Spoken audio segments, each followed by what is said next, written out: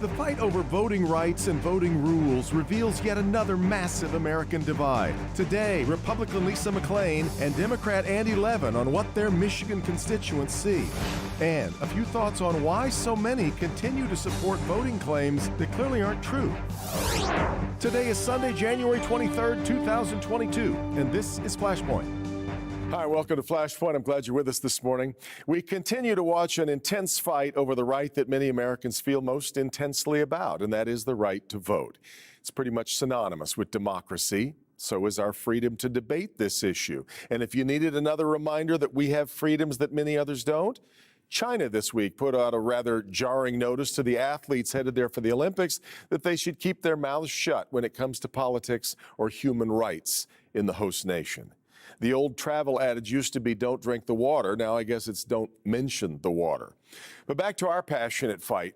Do we need big changes to the way we vote in America? Those on both the right and the left seem to think so, but for very different reasons and in very different ways. Just ahead this morning, I've invited a Michigan Republican and a Michigan Democrat to hash it out. Lisa McClain and Levin will join us from Capitol Hill in just a moment. We'll also talk about how they view the new districts that have been drawn around and through the communities they currently represent. And a little later, I and many other journalists have been baffled by the persistence of claims about the last election. A new column last week offered a few explanations for why that is a bit more complicated than just misinformation. We'll talk about that too. It's all today on Flashpoint.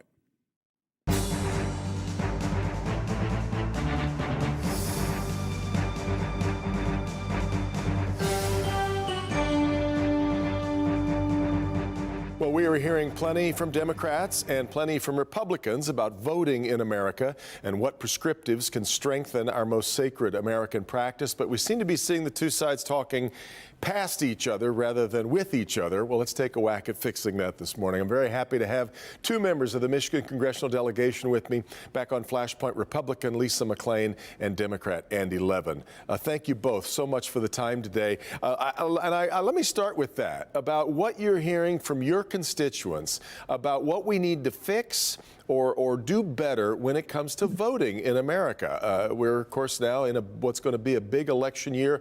Congresswoman McClain, let me start with you. How you feel about the voting package that the Democrats have been putting forward and what your constituents are saying about voting. Well, what I'm hearing from my constituents, and I hear a lot of them, is they want to have some faith in the election system. And in fact, one of the first bills that I actually introduced was just that. Can we take a look at the last election? Because we did vote during a pandemic and we did change rules. And some of the times when we changed the rules, we didn't follow the proper protocol. And that gave a lot of my constituents cause for concern. I said, hey, let's just pause. Let's take a look at what did we do right and what did we do that we could improve upon. So that's where I'm at. I believe a lot of the American people just want some faith and some transparency as it pertains to our election system. And I think they deserve that. A little more than a year later, do you have any doubts, Congresswoman, that Joe Biden won the state of Michigan? Well, I think there's a lot of doubts. If I could go back and change time, I definitely would. I never thought I would be in this position right now, but here we are. And at the end of the day, we have to provide the American people some truth, transparency, and consistency in our vote, in the voting process. I mean, what we're trying to do is just say, hey, if you go to vote, all we need you to do is make sure that every legal vote is cast, every legal vote is counted and verified. And one of the biggest angst that my friends across the aisle have an issue with is voter ID. And I want to tell this story. I went to buy a pizza, to get a pizza, and I had to show my vaccine card. And ironically, I had to show my ID to prove that I really was the person on that vaccine card. So I would ask the American people this: if it makes sense for me to have to show my ID to get a pizza, really, is it that difficult and is that outrageous to ask people to show their ID to vote? Well, let me move it over to your colleague from the Michigan delegation, Congressman Andy Levin. Congressman? Hey, Devin. Yes, so let me provide some truth and transparency to the American people. Joe Biden won Michigan in 2020 by about 14 times what Donald Trump won it by in 2016. Trump did win in 2016. Joe Biden absolutely won in 2020. The election was audited all over the state. It survived, and this isn't just about Michigan. This was the most tested and audited election in American history. People who believe the big lie filed 60-some lawsuits. Every single one was rejected by courts throughout the nation, including by judges appointed by Donald Trump. This idea that there's any doubt about the last election is an outright lie, and it undermines the faith of people in our system. And in terms of voter ID laws, Michigan already has adequate voter ID laws. We already show ID when we go to vote, and there's no evidence whatsoever that voter impersonation is widespread or common or a problem, or even that it hardly exists at all. And we need to steadily work on the security of our elections without compromising citizens' right to participate.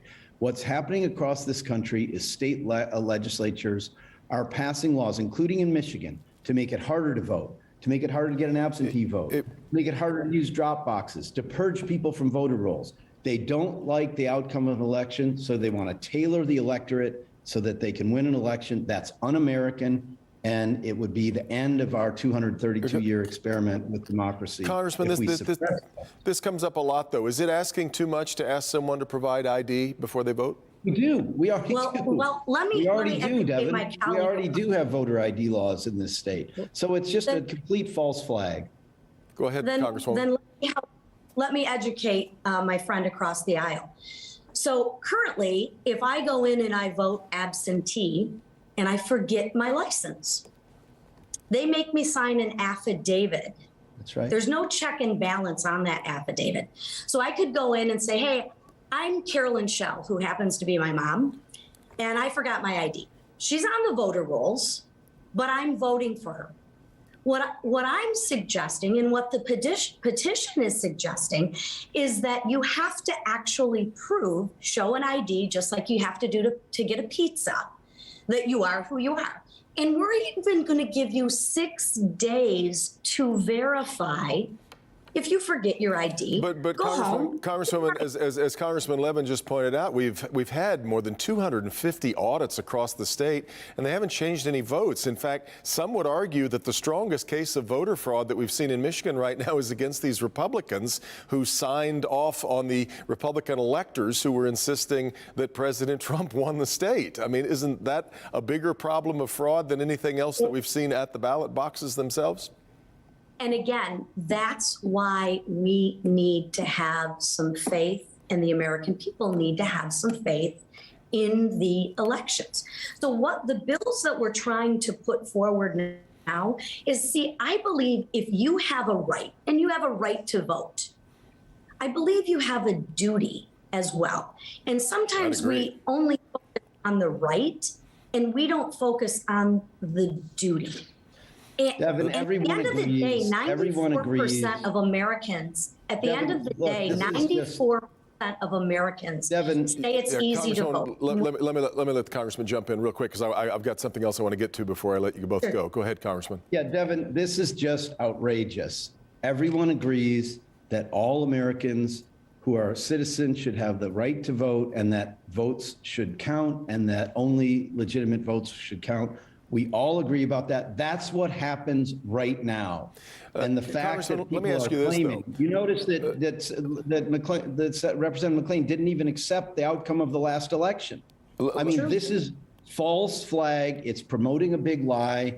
And they're getting, a majority of Republicans don't believe in the legitimacy of the last election. that is sad. And we are potentially heading to the end of our 232-year experiment with democracy. Let me ask this quickly, though, Congressman. There are a lot of people that believe that this is an issue, though, that should be best left to the states. We hear that time and again from the Republicans, that they don't want to see a federal package. One size fits all isn't really the way that a republic works. So your thoughts on that? Quickly, I got to get to other things. Devin, the Constitution specifically calls for Congress to ensure free and fair elections. And so recently that many current Republican senators participated, the Voting Rights Act was reaffirmed 98-0 in the Senate. The Congress has always protected voting rights. It should stay at the state level. You do agree? No, we do agree it should stay, like the Constitution states, at the state level, and we should not federalize our elections. So, Devin, we agree on something. Devin, not it's sure the if you Constitution. No, she's just twisting my words, Devin. What I said was the Constitution provides specifically for Congress to make sure elections are free and fair. It's really, really sad that it's become a partisan matter, because Republicans used to join hands with Democrats and ensure freedom to vote for everyone. Now they're trying to suppress the vote. Yeah, we're struggling for common ground right now. I want to ask you both about redistricting, but I also don't want to put words in your mouth, Congresswoman, because Congressman Levin just said that you don't really accept the results of the last election in Michigan. Is that a fair representation of your thinking, that you're not sure that Joe Biden won Michigan? At the end of the day, I think the American people want full and fair transparency. Fair. I'm asking what you believe, but what do you believe happened on Election Day in Michigan?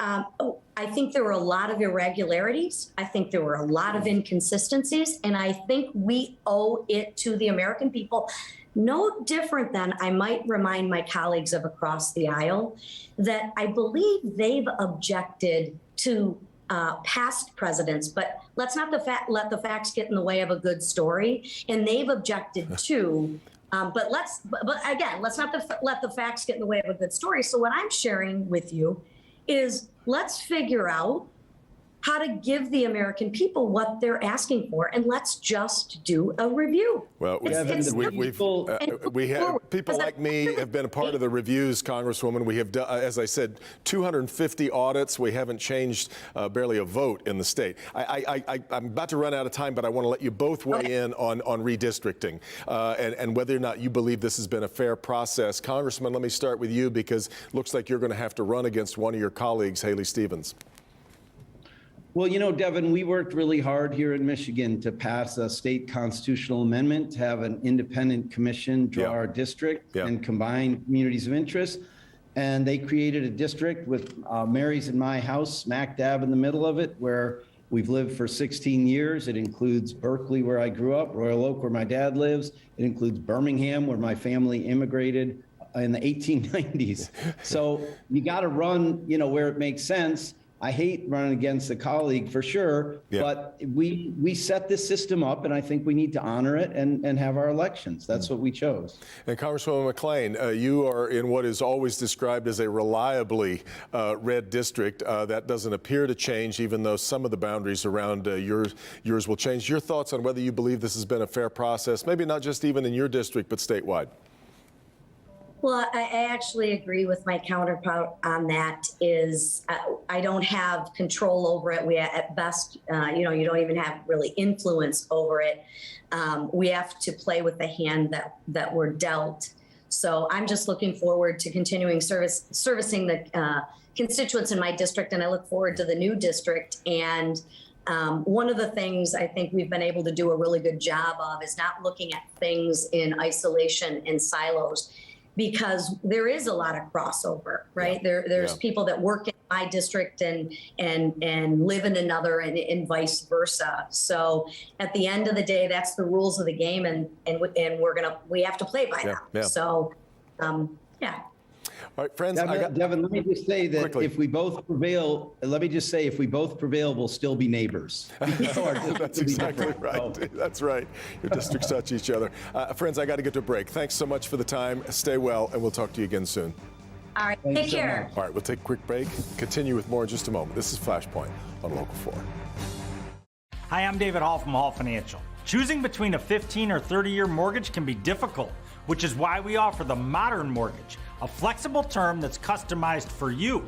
866-CALL-HALL or chat with us online at callhallfirst.com. Right now at Gardner White, save up to 75% on Detroit's largest selection of Serta mattresses. In stock with free same-day delivery, plus free gifts, plus 0% financing up to 60 months. Save on Serta iComfort at just $1 a day. Get our Serta low price guarantee, like Serta Queen just $6.99 with free power base. Serta all sizes just $99. The grand opening sale, only at Gardner White, Detroit's #1 mattress store. Suburban doesn't just sell the most cars, they also buy the most cars, which means I got paid more for my car than anywhere else. So go to drivesuburban.com, click on the sell trade button, and in less than an hour, you can get paid.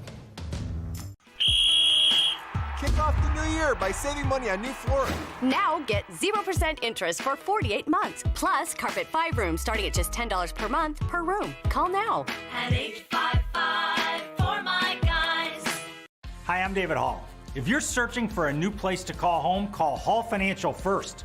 Our team will get you pre-approved same day and connect you with a top realtor in your area. 866-CALL-HALL or chat with us online at callhallfirst.com.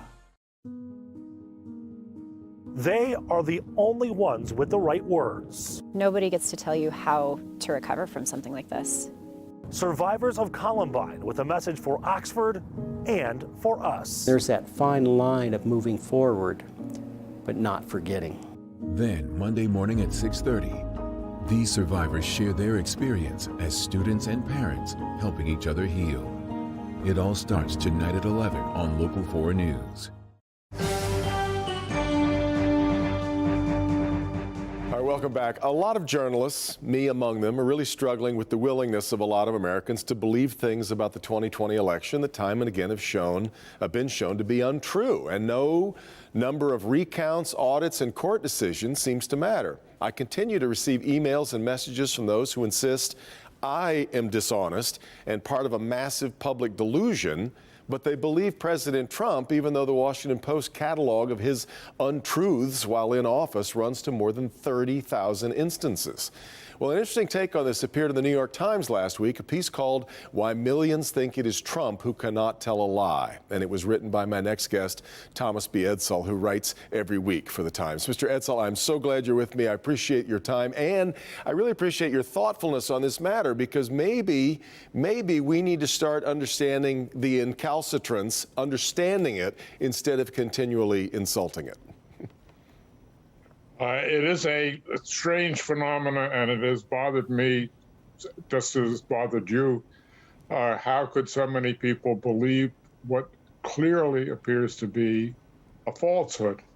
And it is it is infecting our political system in ways that appear increasingly dangerous, where you have people rejecting the outcome of an election, which is a basic operative premise of democracy, that elections are considered or are at least treated as legitimate outcomes.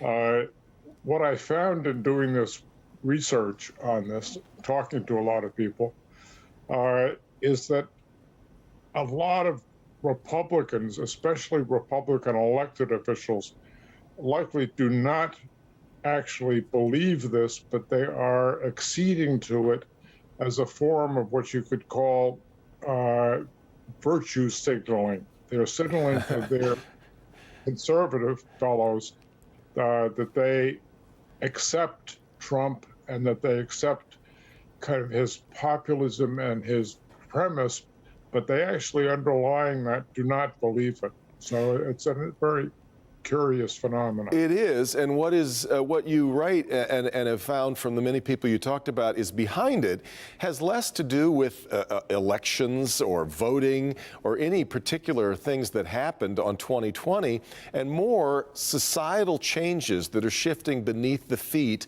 of a lot of, especially I think as many people are writing, white Americans and older Americans, that is very discomforting to many people, and that they're not quite sure of how to deal with the new America that they're seeing. Yeah, the world has changed for many Americans, especially right where you are, well, outside of where you are in Michigan, rural Michigan, small town Michigan, has become a universe where what had once been a honored, well-lived middle-class life has now become a life of decline, a cultural change that has, in many respects, left these people behind. The world seems to be adverse to them. And Trump spoke to that, to these people, and he did very successfully win them over, and they became more Trump loyalists than they became Republicans. That encouraged a willingness to believe what they disbelieve, sort of a culture where accepting what Trump said as true became kind of a mandate for survival in this complex world. I'm not sure if I'm conveying this correctly, but it's a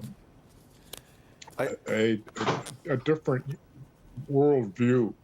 It makes a lot of sense to me, and I think that for the most part, a lot of people who have gone along with this, or maybe have been absent in protesting it, maybe is a better way to even think about this. It's come with very little cost. Now, we've seen it come with the cost for those who, many of those who've now been charged with what happened at the Capitol on January 6th.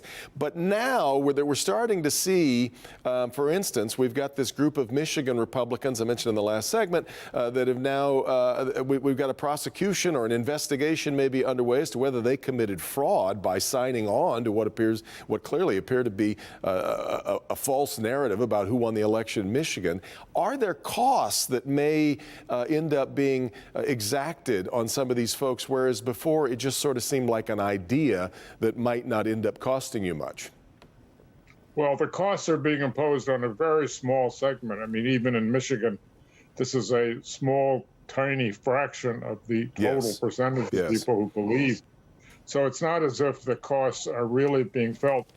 The real costs are that once people are willing to accept a lie that they know is a lie, they're then ready and willing to do that in the future. And in the future, we have the election of 2022 coming up and 2024 coming up, the 24 election. If the 2024 election is close, you have now large numbers of elected officials who've been willing to concede to or accede maybe to challenges of the legitimacy of an election when they know the challenges are wrong.